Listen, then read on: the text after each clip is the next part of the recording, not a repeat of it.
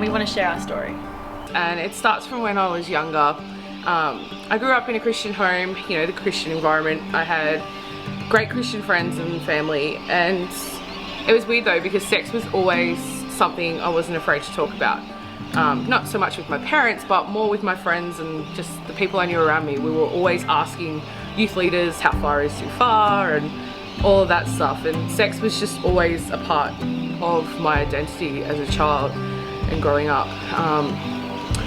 And I guess something happened when I was younger that made a pretty big impact on who I was, and it changed a lot. It changed who I was, and I started to look for my identity in boys around me. I didn't know who I was, and so I started sleeping with guys who I didn't really know.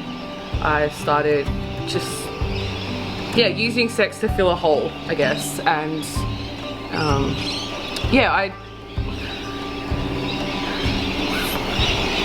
I started using sex to fill a hole, and I began sleeping with people I didn't know, and I just started dabbling in different areas, and I didn't really know who I was. Nothing about my life was kind of making sense, and I started to define myself by these guys, and I started lusting after guys who weren't very nice, and they would say something nice and I would sleep with them because of that one compliment. And my whole identity was just built upon these guys and who I was in bed. And yeah, I knew that wasn't ever going to fill a hole. Like, I knew it was never going to make me feel like a whole person or anything, but I just kept doing it. And as I got older, I started sleeping with women as well, and I was just so sexually confused. I had no idea who I was, and I just struggled heaps with that. And then I was looking into porn as well. Like, I had no idea what I was expected of. I didn't know, like, sex was something we always talked about, but it wasn't something I fully understood, and I see that now. But at the time, you know, I was just dabbling in porn, I was experimenting, and it was messy. You know, my life was super messy, and I had no idea, you know, where it was leading. And I knew I wanted to stop. I knew there was a temptation there, and it was super powerful. And that was when I realized I was addicted to lust and to sex and to filling that hole with someone else. And I was just super confused, and I didn't know who I was. I stumbled across porn when I was 12 on my granddad's dial-up internet. I lived a pretty sheltered life, and so it started to fill in the blanks that my parents had left. I did a little hiatus in high school. I was bullied pretty badly, and I developed post-traumatic stress disorder, and that distracted me from my porn use. But it left me really vulnerable. And so I started dating a guy later in life, and he pressured me into sleeping with him and took advantage of me. And he would do things while we were being intimate that just totally demeaned me and made me feel worthless and incompetent. I was never enough for him. So when we broke up, I had to seek answers for why sex was so bad. I later realized it was because it wasn't actually intimacy. He was using and abusing me. But I sought these answers in porn. It showed me what men wanted, or what I should look like, what I should do, what I should have done to save our relationship. And it became a way of like salving this deep shame and this deep wound that I had from him. The dopamine kick, it made me feel alive for a few minutes. And I just become so shattered as a person that it gave me a sense of control. And so I kept using it compulsively. And in time, it became an addiction, as I couldn't stop and I wanted to. And it was hurting me. And it was changing who I was and how I saw other people and how I saw myself. And it was really, really destructive. Alice and I met at church. We were doing kids programs and stuff like that together. And we hit it off straight away. Like, I knew she was awesome and someone I wanted to hang out with. And I remember going to a young adults camp with her called WAB, and we spent the whole night just chatting about stuff and, like, you know, these cliche sleepover questions. But it got deep pretty quickly, and I remember asking her about her past and had she ever had sex before and addictions and stuff like that. And it was interesting because she was pretty guarded, but at the same time was willing to answer.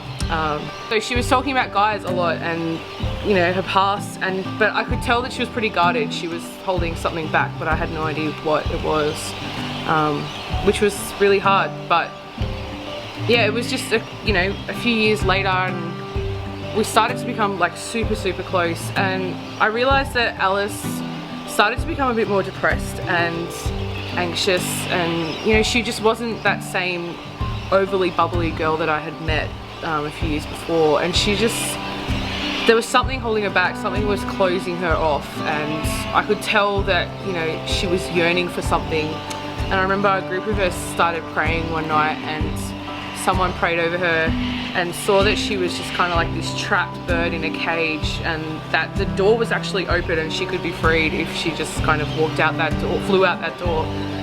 But yeah, there was just something about Alice that she just didn't quite get that yet, and she was just super trapped in this, and she started to become a little bit distant from herself and also from people around her that loved her and that she loved. But unfortunately, I didn't really see that as much as I wish I did. And I guess that's because I was kind of trapped in my own self as well, and I was going through a lot of stuff too, and we both didn't really realise at the time. The time I met Mel, she was like laughing really loudly and drawing this big dandelion up her leg. It was like the middle of church, she wasn't paying attention, I don't know. Yeah, that's our first meeting. And as our friendship deepened, we began to share stories and talk about our past. And yeah, she shared with me her struggles, and I knew that she'd struggled with her sexual identity and with sexual ties from the past and relationships. She was kind of like the black sheep at church a little, wearing her Mardi Gras shirt and arguing with the pastors. Yeah, I knew life wasn't all that easy. She'd come a long way, but there was still like burden she was carrying. I remember a few years ago at church we had this guest speaker come, and he was super passionate about whatever he was speaking about, and I don't fully remember the whole night, but I just remember Alice being super different. Like, she went down to the front and she was just a mess. She was crying. Normally she was really quiet and reserved at church, but this night she was just really upset, and whatever had happened just really hit her hard. And I remember her down the front chatting to this lady who I'd never seen before, and I'm pretty sure Alice hadn't seen either. And they were crying and praying together, and I was off talking to another lady as well, but I just remember looking over to Alice and just, yeah, really noticing something about that night. I knew something big had happened, and it just, whatever it was, like, it just fully took her whole body, like everything about Alice was just overcome by this. And I remember a few days later we were talking about it, and I'm pretty sure it was on Facebook, and we were just chatting, and she told me that she was struggling with something, but she didn't tell me what it was straight away. Yeah, I remember a few nights later we were just chatting on Facebook about what had happened at church, and I was just chatting, and then all of a sudden she just told me that she was addicted to porn. I thought I was the only woman struggling with porn. I thought I was completely alone. I thought I was just a disgusting freak, and that if anyone found out, they would reject me and tell me that I was worthless. I didn't think I was worthy of friendship or love or anything.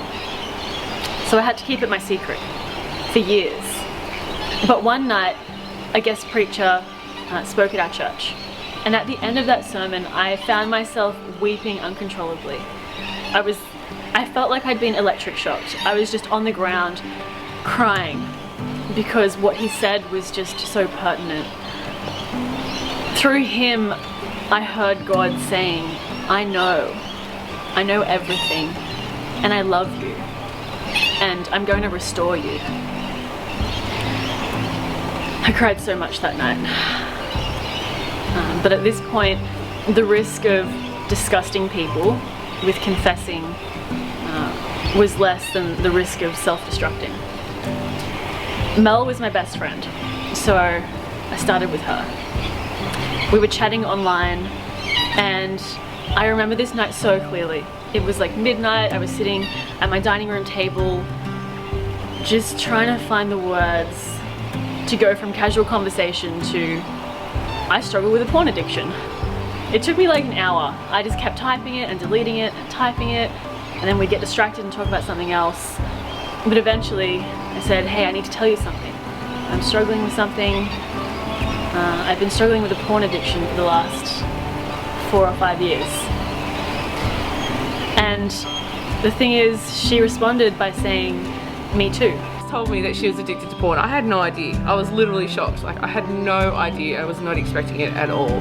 But there was power in confessing it to each other. Like, whatever was holding us back had just been broken. Like, we literally felt that we could start finding freedom. We could start healing because that secrecy had been broken. Like, that secret was no longer holding us back. We could move forward, and that was really powerful for both of us. I think I spent a lot of my childhood talking about sex and being open to sex, and I knew that a lot of people around me were watching porn. I knew that. I didn't feel like porn was something that was super shameful that you couldn't talk about, but growing up in the church, I certainly knew that it was something that you didn't talk about. So I didn't feel like I was the only one watching porn, but I certainly thought I was the only one in the church who was a woman that was watching porn. And that was really hard. And so hearing that Alice was also watching porn, I knew straight away I could tell her I was too, which was, yeah, it was really special and powerful to be able to share that kind of information with your best friend. And it meant I was now empowered because I had someone to talk to and I had someone to fight this with, and it was pretty special that it was my best friend. We had a choice at that point. We could stay exactly how we were and just keep it a secret from each other and not tell anyone else, just not move forward. But we both knew that that wasn't the case. We knew that we wanted to move forward, so we decided to make a plan. We downloaded an app on our phones and became each other's accountability, which was super messy and super hard, but it was really important. We made an action to become free, to break free from this.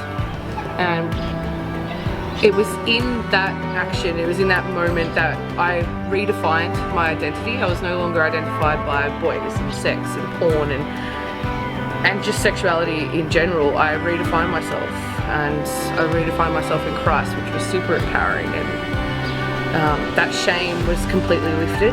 There was no longer shame attached to my sexuality. There was no longer shame attached to my addictions. But that doesn't mean it was instantly easy and it was all okay. We knew that it was a big uphill journey. We knew there was a massive mountain to climb, but at least we got to climb it together, it was hard, but it was encouraging. After telling Mel, I was beyond relieved. I truly thought I was alone, and now I knew that I wasn't. She accepted it, she accepted me, and she loved me, and she understood because she struggled too. Shedding light on our struggle was so amazing because it broke the secrecy, and that broke the shame, and that broke the power, so we could seek freedom together. This was just the beginning though. It was still a really hard journey, and it took us years to get free. It took relapses, it took tears and counselling and prayer and lies and bribery and really rigorous accountability. So it didn't just disappear as soon as I confessed, but that was the biggest step that I took. And yeah, it was really empowering and really liberating. There's a lot to recovery, but the biggest part of it is just getting it out there. 33% of porn users are women, and 17% of the female population consider themselves addicted, but most of them think they're the only one. And this is why the Grace Spot exists, to validate the struggle and to relieve women of their shame.